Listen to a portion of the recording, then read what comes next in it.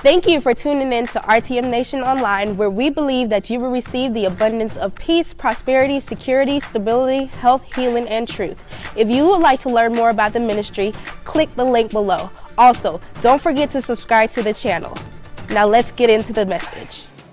For those of you who may not have been here over the past several weeks, just so you know, we are in the book of Joshua, chapter 7, towards the end. And it's the part where they finally discovered that Achan had the accursed things buried in his tent, taken Achan and all of his stuff and all his folk and everything out. They stoned him and burned him and got rid of it all that way. One of the things we want you to know is don't want to look past the process that Joshua went through to eliminate the sin out of his life. Listen carefully to the items that were destroyed. Number one, the objects of the sin. Number two, the person promoting and those likely who had something to do with concealing the sin. And by the way, I believe that's why God allowed the destruction of the family. You can't dig a hole in the tent and bury some stuff and not know that it's in there. So silence is not an admission of you shouldn't judge me just because you see it and don't say nothing. He destroyed the place that was used to cover up the sin.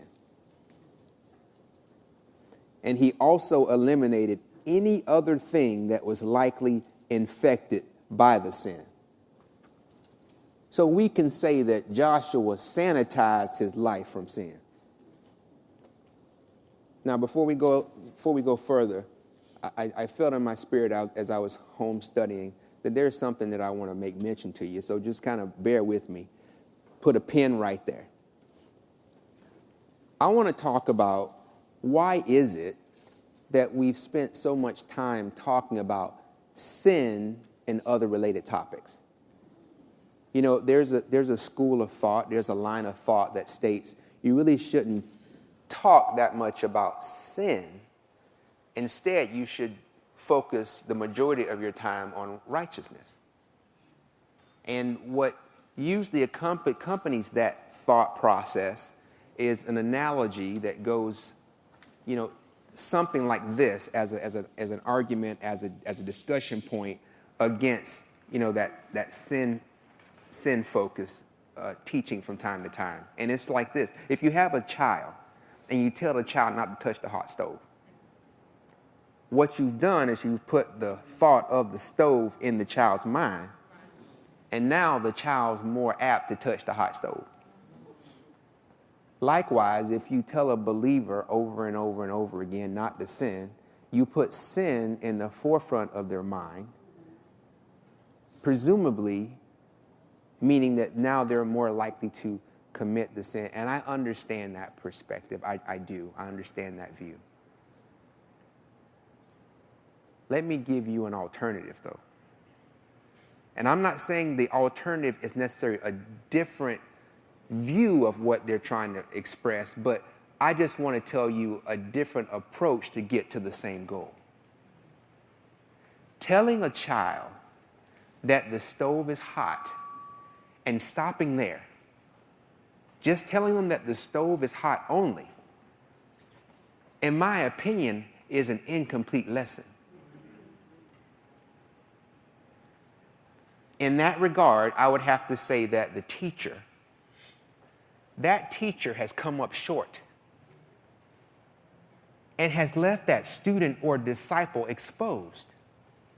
As a parent, someone who's gone through that hot stove example in reality multiple times, I follow this process. I tell this child not to touch the hot stove. Then I put the child in my arms and take them over to the stove. the stove being on, I carefully and controllably take their hand and put it close enough to the heat to where they can feel the intensity of it. Then I define for the child the word hot.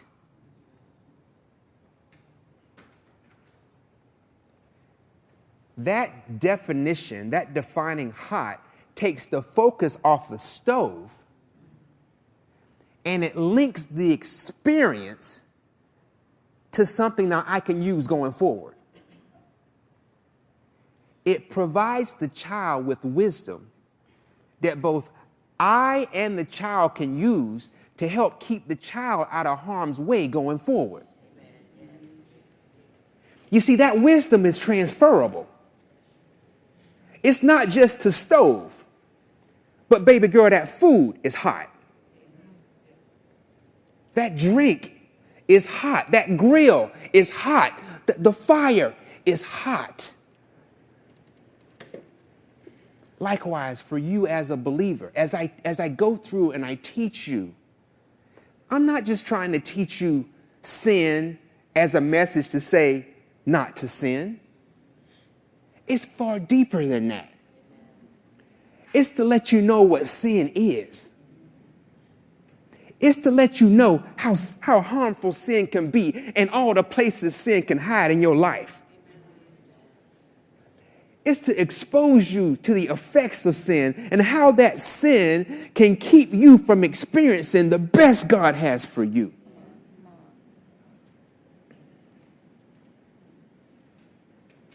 That's the objective. The objective is not simply to teach not to sin, but to make sure that I know from without a shadow of a doubt that I have conveyed to you the message clearly.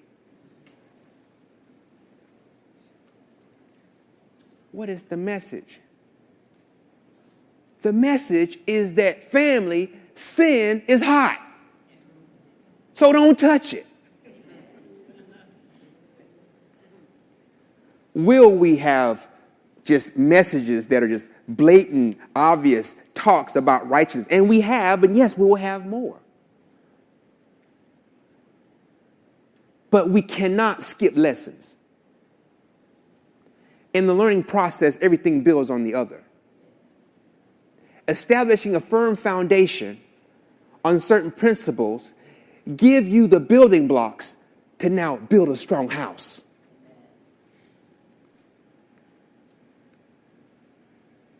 So look at your neighbor and tell them sin is hot. Sin is hot. Don't touch. Let's get back on Joshua. You know, if we were to reflect on Joshua and what he did, and we were to take his actions and put them into those 4 areas that we said sin can hide in your life, you will find that he eliminated the habits, the associations, the places, and the possessions that those sins crept into his presence. The same things that we are to be doing. If you don't mind, turn to Matthew chapter 5. His focus was to eliminate anything that blocked the free flowing of God's presence in his life. He had a 0 tolerance level for sin. And it is the same mindset that Jesus expressed in Matthew chapter 5, which is what we're going to read right now. Now, y'all know I've been gone for y'all for a couple of weeks. A couple of things I want to drop on you. Just some Smith news. First of all, I thank all the men that went to the gathering yesterday. Good God, some praise for that. We had buffalo wings, and I'm the only one that wanted spicy. So I enjoyed my wings, but you need to know them wings did come back with a vengeance. So, chicken wings 5, Benjamin 1. The other thing is my daughter, last couple weeks we were here, we had Remember the example we had of the pan balance? My daughter was one of the ones that were standing up there in the example, and she tells me after church, Daddy, you know I got on these big old heel shoes. You had me stand up there for too long. So that's not my problem. Ain't nobody tell you to wear them big old high shoes in church. But in that regard, if you ever up here for an example, please let me know. You can have a seat. You can bring chairs up here. Never suffer. It's not about suffering. Last thing that's direct to the Smith family, my daughter was doing my wife's hair this morning. And as she's doing my wife's hair, she's keep telling Greta to sit back in the chair, you know. And my Greta was just talking, so she sit up. And she said, Mama, you remember when I was a little girl and I would do that? You would smack me in the head with a comb? She'd say, I'd have smack you in the head with this comb.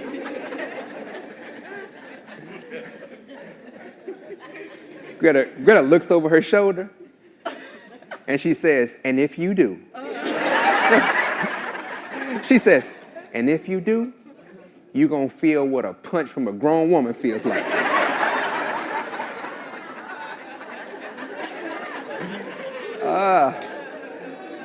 Matthew chapter 5. You are now up to speed on some Smith news. Talking about zero tolerance for sin. Matthew chapter 5, starting in verse 27. I'll be going through a couple of different versions and different parts. I'll let you know. Right now I'm in the King James. It reads like this. Jesus is talking.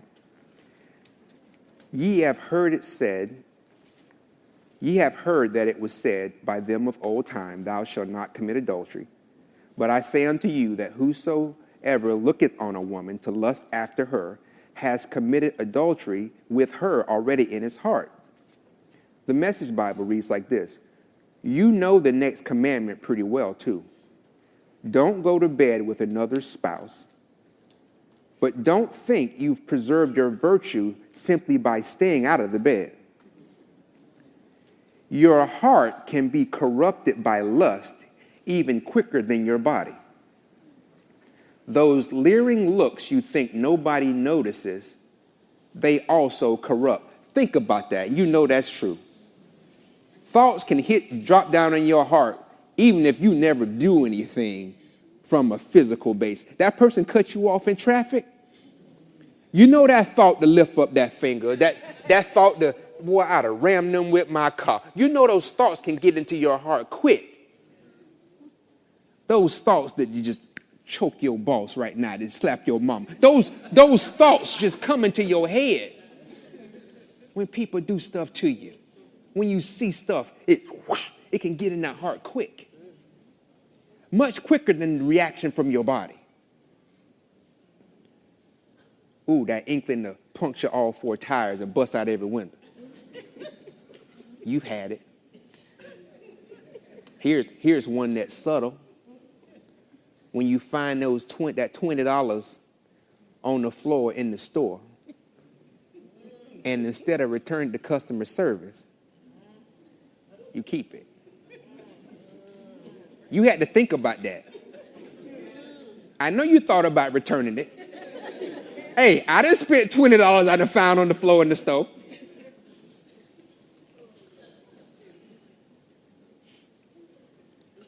The thought that drops into your heart to get the contact information from that person who you shouldn't be messing with.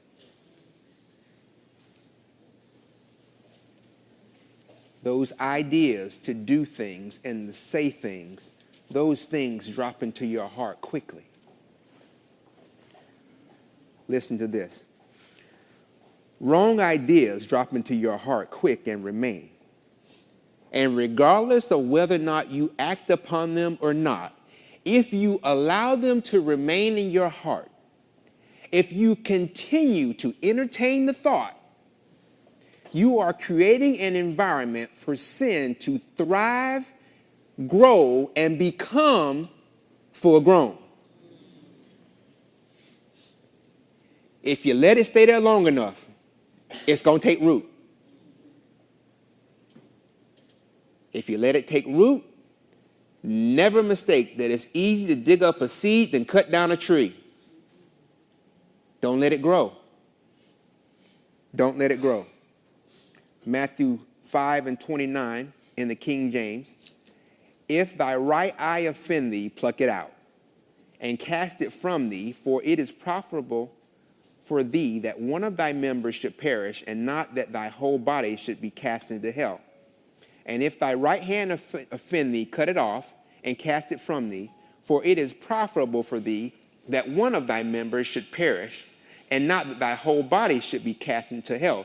And it's interesting, he said your right eye and your right hand offend you. How can those things in that analogy offend you? Well, the Amplified Bible does a good job of identifying what Jesus means by offense. Amplified. If your right eye serves as a trap to ensnare you, or as is an occasion for you to stumble and sin. So sin is offensive to your life. And you have to see it as such. I have to see it as such. It's not just a little something I'm doing. It's an offense to me. It goes on in verse 30 to say, if your right hand serves as a trap to ensnare you, or is an occasion for you to stumble and sin, cut it off and cast it from you. And it goes on, it's better to be without that member than to be cast into hell fire, or to be thrown away in damnation because you couldn't get rid of that. How does that apply, though, in real life? That extended family that we visit, that are ones that ensnare us or present to us an occasion to sin. Family, perhaps you need to visit them less frequently.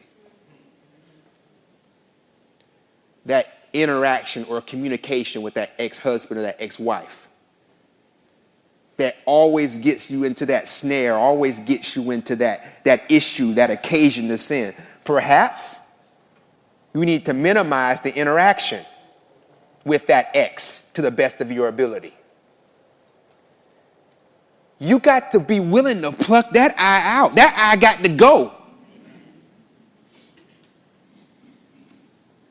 What about this? That friend, that food item, that place, that thing, that object.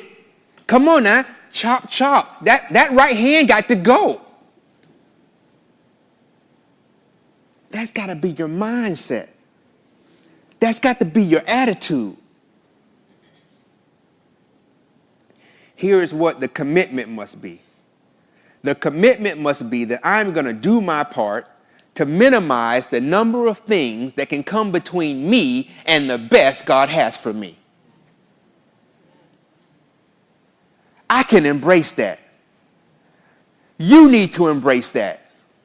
Why can I embrace that? Because when I think about the best God has for me, I got to recognize that I know God's got good thoughts about me on his mind. The Bible tells me that his thoughts for me are of peace and of my welfare, to do me good in my expectation of my end, to give me hope. My dad is thinking about me in a good way.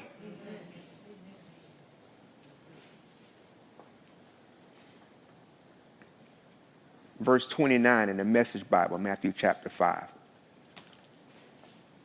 It says, let's not pretend that this is easier than it really is. If you want to live a morally pure life, here's what you have to do. Say, I have to do. Here's what you have to do. Benjamin, here is what you have to do. You have to blind your right eye the moment you catch it in a lustful stare. Not 3 weeks later. Not a year from now. The moment you catch something that looks and smells like it's not God in your life, the moment you catch that, you got to deal with it right then.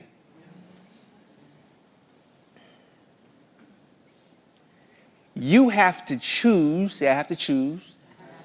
You have to choose to live one-eyed or else be dumped on a moral trash pile. And you have to chop off your right hand the moment you notice it raised threateningly. The moment you do. You have to choose that living for God is worth letting go of anything that drags you down. And you have to make that decision the moment you notice its negative effects. Well, that's my auntie, I understand. That's so-and-so, I understand. The moment you notice it, though, you have to be willing to make a change. Go to Galatians chapter 6. Because we also need to notice that Joshua did not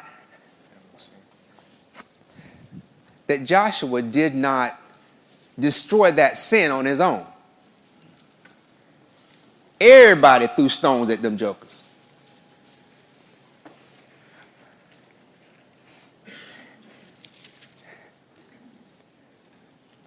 What am I saying as a family?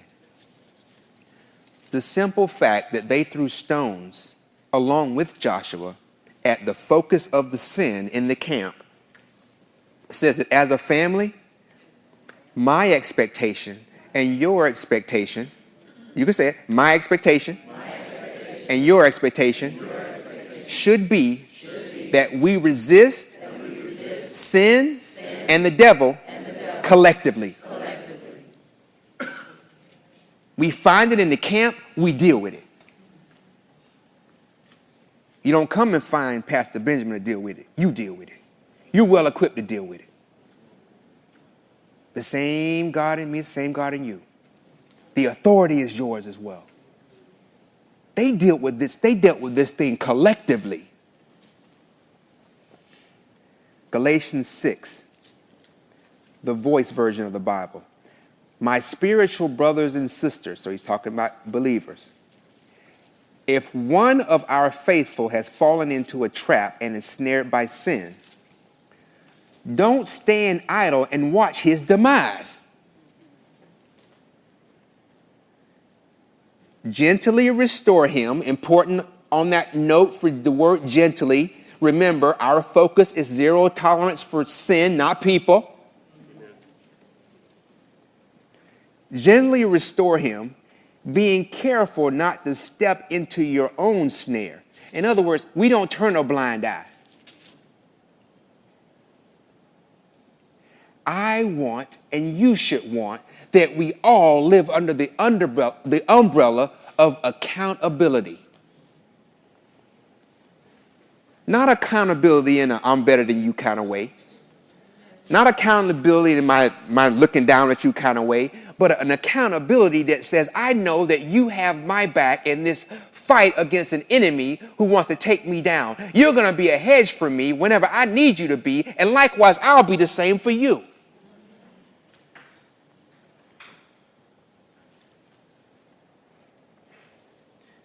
But let's get practical. What do I mean by we don't want to turn a blind eye? That we want to live under a cloak of accountability. Hey, listen, you know and I know that John is married to Cheryl. But we at the restaurant, we see him sitting with somebody, it don't look like Cheryl. Don't look like Cheryl. I'm going to inquire. You're in my family. I don't want you in a snare. Well, they could be having a business meeting. I know what a business meeting look like. Yes, sir. They might be talking business, but not the business I'm willing to let them talk about. Amen.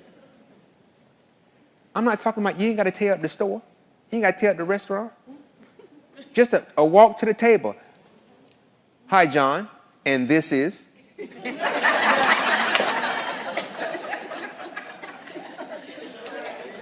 Putting you on notice that it is not acceptable for you to live like this. Not to be in this house, not to be in God's family, not acceptable. Yes. Not allowed to dig sin and bury it in a hole in your tent. Not on my watch. And not on your watch.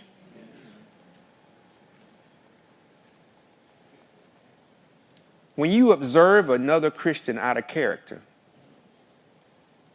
we address it. We witness the enemy trying to weave his little plan into somebody's life. We don't just bypass that. We step in and try to spoil the enemy's plans. Don't let him just run roughshod over our loved ones. We're family. Back home, all them kinfolk we had, you know the rule. If somebody come back and say that they got in a fight and you didn't jump in to help them, you all getting a whooping. That's a little crude, but that's the mindset. It should not feel right with me to witness you going down the wrong path and I do nothing.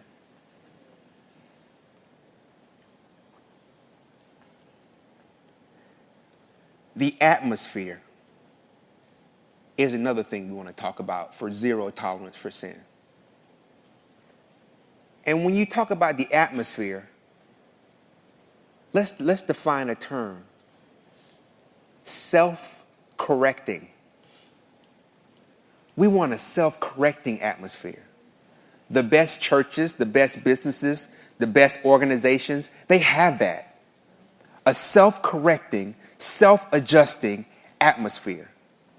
What do I mean by that? As we raised our children, Greta and I, as we got more and more young people under our view and doing youth ministry, we made sure we established one thing. You know the standard. And there are more of you who know the standard than any visitor that's going to come here.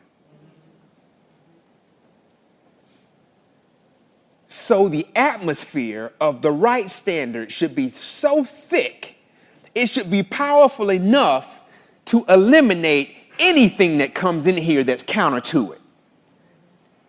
The godly atmosphere, the godly way should be so strong that as people come in here, doing wrong just don't feel right.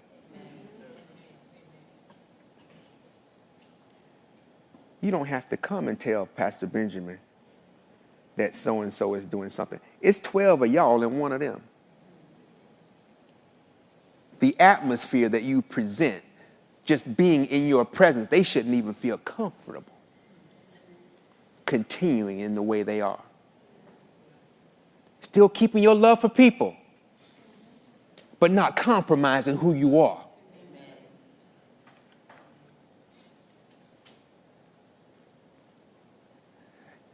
You can write these down, or you can or they'll be on the audio. Because there was a very complete destruction that the children of Israel did to this sin. All the stoning, all the burning, all the piling on of rocks. But here's what those actions accomplished. 4 things in particular. Number 1, they addressed the sin in a manner that eliminated the sin's possible return. When putting the focus on getting sin out of your life, if you're going to eliminate it in a manner to the best of your ability to reduce its possible return. Simple things. We gave you example. If you're a smoker, you got to get rid of them ashtrays and stuff. Don't keep things that call you back into that life, is what I'm saying. Number 2, it delivered a message to the enemy that his tactics are not tolerated. That's really important, especially in your family. From time to time, as you raise children, they come in the house with some stuff that you might not know where they got it from. You just know it can't stay here. And the way you address it, lovingly but complete, is a message to the enemy that that's not tolerated here. Number 3, it established a zero sin policy with the people. And number 4, it resulted in the children of Israel experiencing the fullness of God.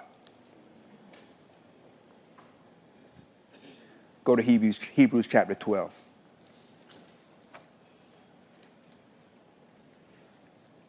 when we're talking about a mindset of zero tolerance, and we say zero tolerance for sin, but realize we're talking about zero tolerance for being out of the will of God.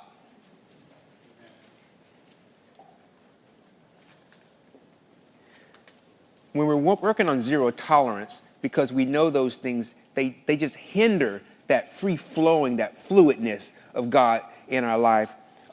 We have to stay focused on what Hebrews chapter 12 tells us, because we all have our, you hear it say, we all have our race to run. In Hebrews chapter 12 is interesting. It talks about sin being a weight, that it hinders you because it weights you down. The King James Version, chapter 12 in Hebrews, verse 1. Wherefore, seeing we're also compassed about with so great a cloud of witnesses, talking about from chapter 11, they're talking about things that Moses did and Abraham and all the people that believed God but never really saw Christ except in a vision, what God shared with them in their spirit. They didn't live in the time that you're living in. Let us lay aside every weight and sin that does so easily beset us, and let us run with patience the race that is set before us. Taking those out of two other versions, here are some interesting phrases that we can pull out. Out of the Voice Message version of the Bible, it says, let us drop every extra weight. Sin is like an extra weight on your life. Who needs extra weight? I don't need extra weight. The Message Bible calls it, you don't need no extra spiritual fat or parasitic sins. Carve the fat. Lean up.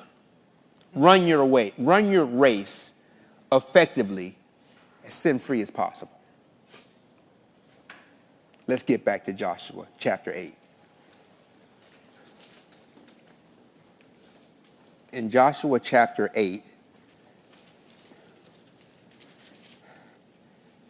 we've done all of this discussion to get to this particular comment. Leading up to this thing, Joshua and the gang, they suffered a defeat in Ai because of Achan's sin. His touching the accursed thing affected the whole family. But now they're going to go back into Ai again, and they're going to be successful, which is great. But I want you to notice something. Let's pay close attention to the first two verses and set the stage for our upcoming discussion.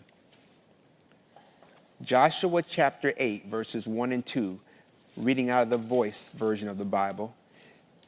Then the Lord said to Joshua, don't be afraid, don't give up. Lead all your fighting men to Ai. I will help you defeat the king of Ai. I am giving you his people, his city, and his land. You will do to Ai and its king the same thing you did to Jericho and its king. Only this time, say this time. Only this time you can take all the wealth and animals and keep it for yourselves. You will share the wealth with your people. Now tell some of your soldiers to hide behind the city. Joshua chapter 8, verse 2 in the Message Bible says this. Do to Ai and its king what you did to Jericho and its king. Only this time you may plunder its stuff and cattle to your heart's content. If Achan had only waited.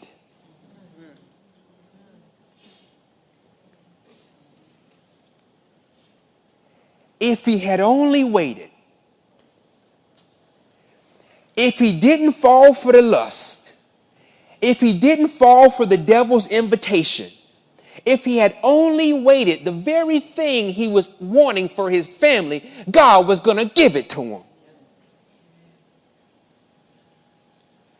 If he had only put a pause on it, looked away from the enticement, and stayed consistent with God's way, the very thing that he put his hands on, God was going to give him with little to no strings attached. Just be consistent with what I want you to do. He was going to give him the desire of his heart if he had only waited.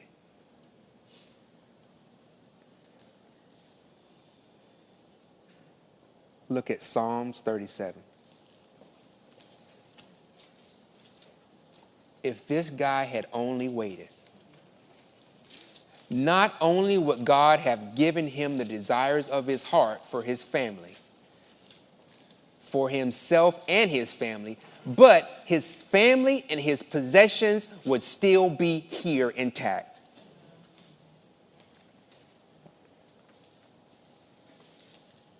Psalms 37 verses 3 and 4 in the Amplified Bible says, trust, lean on, rely on, and be confident in the Lord and do good. So shall you dwell in the land and feed surely on his faithfulness, and truly you shall be fed. Delight yourself also in the Lord, and he will give you the desires and secret petitions of your heart.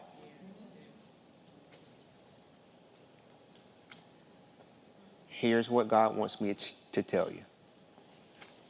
With those verses of scripture in mind, chapter 8, verse 1 and 2 in Joshua, about if Achan had only waited, God would have given him everything that he wanted. And this Psalm 37 that says, if you just delight yourself in God, that he will give you the desires of your heart. With that in mind, he has impressed upon me to share with you based on two of our examples that we've used. One dealing with marriage, the other dealing with our health. This is what he wants me to say to you. Starting with marriage.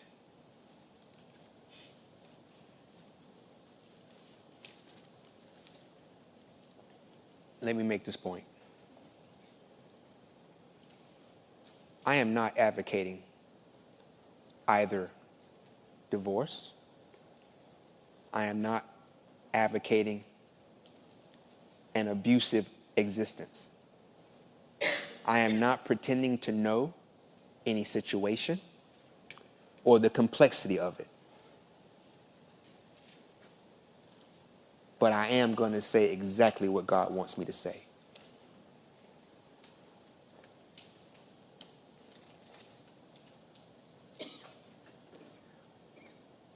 Given the example that we had previously with the pan balance, not knowing what side of that pan balance you're on, whether you're the person committed to your relationship and you're in it to win it, or you're the person that's gone astray, God says this: you do not have to go looking outside of your marriage for anything.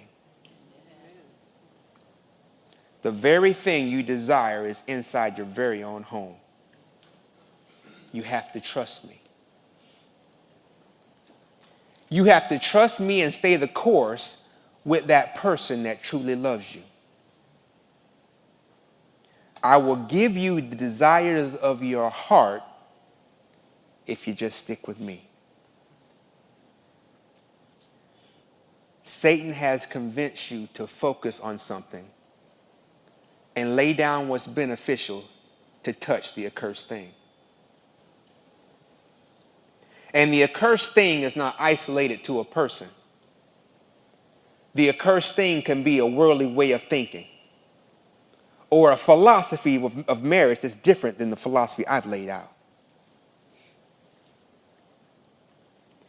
The enemy has figured out a way to divide your loyalties in-house and disrupt your compass, leaving you dizzy and confused.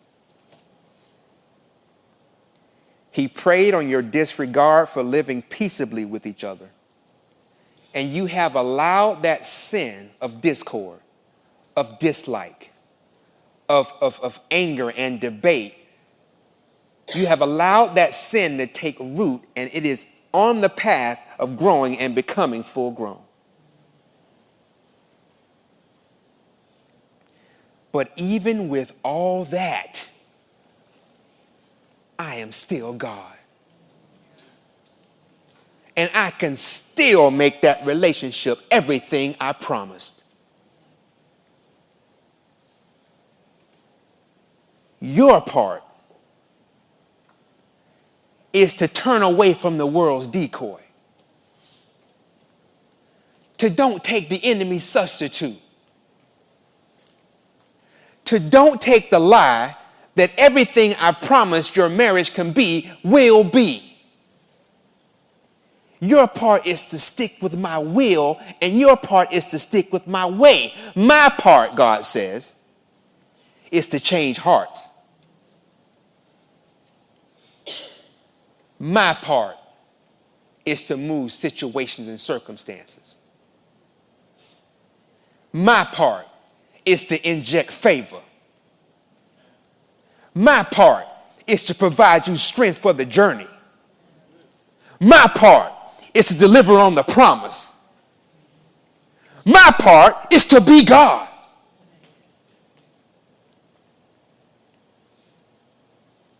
Don't you let go of that. I will deliver on my promise. What I expect is for you to do you and to let me be me.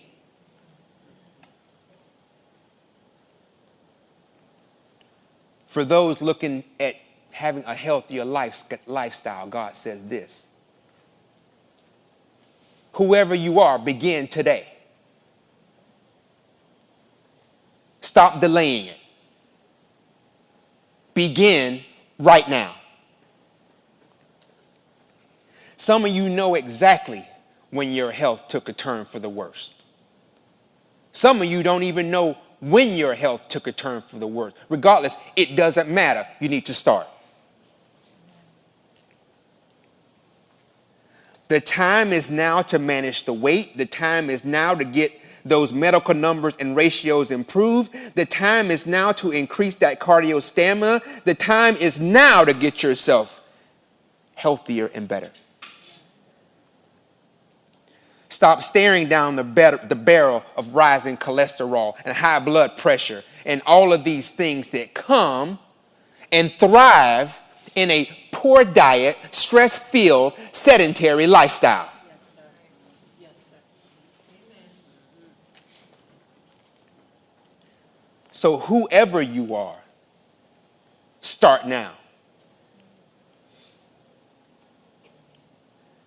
All you have to do once you start is commit to not stopping.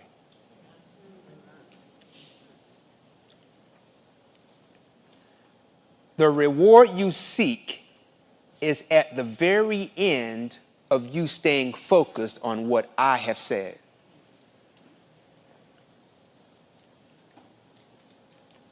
The results you hope for are within your reach. You just have to walk past the accursed thing. For example, stop bringing those things that you're not supposed to eat into your home.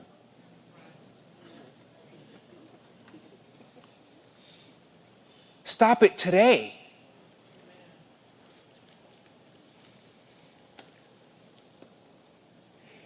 You have to make the decision that no matter how difficult your day was, no matter how stressful it was, when you get home, you're going to put on your sneakers and go for a 30-minute walk. No matter how your day was. You're going to make the commitment. Do it today. That you're going to stop being a slave to the snooze button.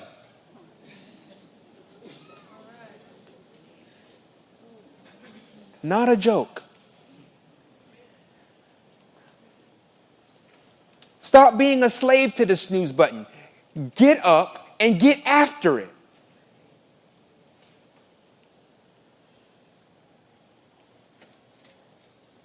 Start down the road to a healthier you. And stop accepting the devil's offer to consent to something less than what I've promised you in your health. Stop it. Can that example go to others? Yes, but he didn't ask me to address those. We've talked about them, business. We talked about your relationship with your children.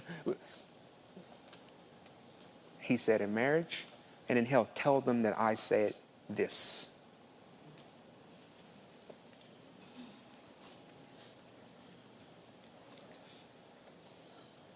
What is that stemming from?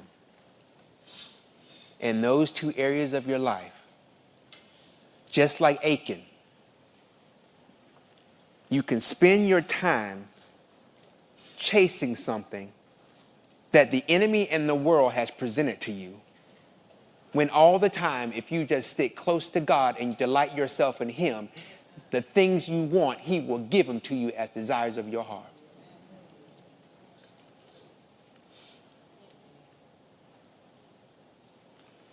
We need to get cracking on it. Zero tolerance. Zero tolerance. We pray that today's message was a blessing to you. If you would like to help us further expand the vision, simply text the word GIVE-RTM to the number 41444 or visit us online at www.revealingtruth.org. Now remember, Jesus loves you.